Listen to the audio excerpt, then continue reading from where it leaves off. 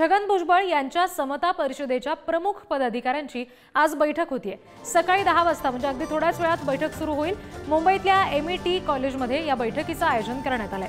भुजबळांच्या नाराजीच्या पार्श्वभूमीवर समता परिषदेच्या बैठकीला विशेष महत्त्व आहे।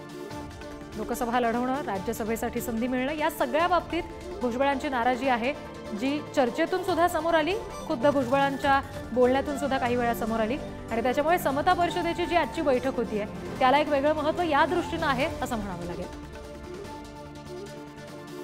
प्रतिनिधी विक्रांत शिंदे आपल्याशी जोडले गेले, त्यांच्याकडून अपडेट्स घेऊया।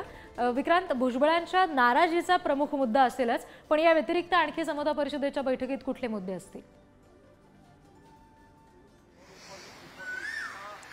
रिद्धी, खरं तर भुजबळांच्या नाराजीचा मुद्दा हाच आज आपण जर पाहायचं झालं तर या समता परिषदेच्या बैठकीतील महत्त्वाचा मुद्दा म्हणावा लागेल। आणि मग त्याला अनुषंगाने आणखी काही मुद्दे चर्चिले जाऊ शकतात की बाबा नाराजी आहे तर मग त्याविषयी काय केलं पाहिजे, कोणतं पाऊल उचललं पाहिजे, कशा प्रकारे म्हणजे नाराजी आहे मग आता ती पक्षाकडून नाराजी दूर करून घेण्यासाठी म्हणून आपण काय केलं पाहिजे, अशा काही चर्चा होऊ शकतात। मात्र मूळ नाराजी कशासाठी आहे ते सुद्धा आपण समजून घेतलं पाहिजे, कारण लोकसभेच्या वेळी नाशिक लोकसभा भुजबळ लढवतील, भुजबळ इच्छुक आहेत अशा प्रकारच्या बातम्या आल्या। त्यानंतर भुजबळांनी ते मान्य केलं की हो मी इच्छुक होतो, परंतु आता मी तो दावा सोडतोय। आणि त्यानंतर पुन्हा एकदा हेमंत गोडसे जे विद्यमान खासदार होते तेव्हाचे शिंदेच्या शिवसेनेमध्ये, त्यांना महायुतीकडून ती जागा सोडण्यात आली। त्यानंतर आता राज्यसभेच्या वेळी जेव्हा राज्यसभेसाठीच नावांची चर्चा सुरू झाली त्यावेळी मग छगन भुजबळ यांच्या नावाची चर्चा झाली, आनंद परांजपे यांच्या नावाची चर्चा झाली, बाबा सिद्दीकी यांच्या नावाची चर्चा झाली आणि त्यानंतर शेवटच्या 2 दिवसात 2 नावांची चर्चा सुरू झाली। ती 2 नावं होती पार्थ पवार आणि सुनेत्रा पवार। आणि मग सुनेत्रा पवारांच्या गळ्यात खरं तर राज्यसभेची माळ पडलेली आपण पाहिलं।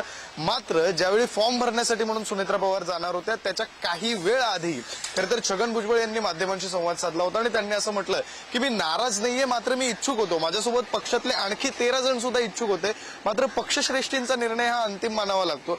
हे बोलत असताना त्यांनी आणखी एक महत्वाची बाब बोलून दाखवली की मी 57 वर्ष राजकारणात आहे आणि असं असताना मी सध्या पक्षाचा नेता नाही, पक्षाचे नेते 3 जण आहेत, अजित पवार आहेत, प्रफुल्ल पटेल आहेत आणि सुनील तटकरे आहेत। त्यामुळे ते 3 जण जो निर्णय घेतात तो आम्हाला एक सामान्य कार्यकर्ता म्हणून मान्य करावा लागतो। हे बोलताना त्यांच्या मनातली खदखद कुठेतरी त्यांनी अप्रत्यक्षपणे बोलून दाखवली। या बैठकीमध्ये चर्चिली जाईल असं म्हणावं लागेल। विक्रांत, धन्यवाद दिलेल्या तपशिलांसाठी।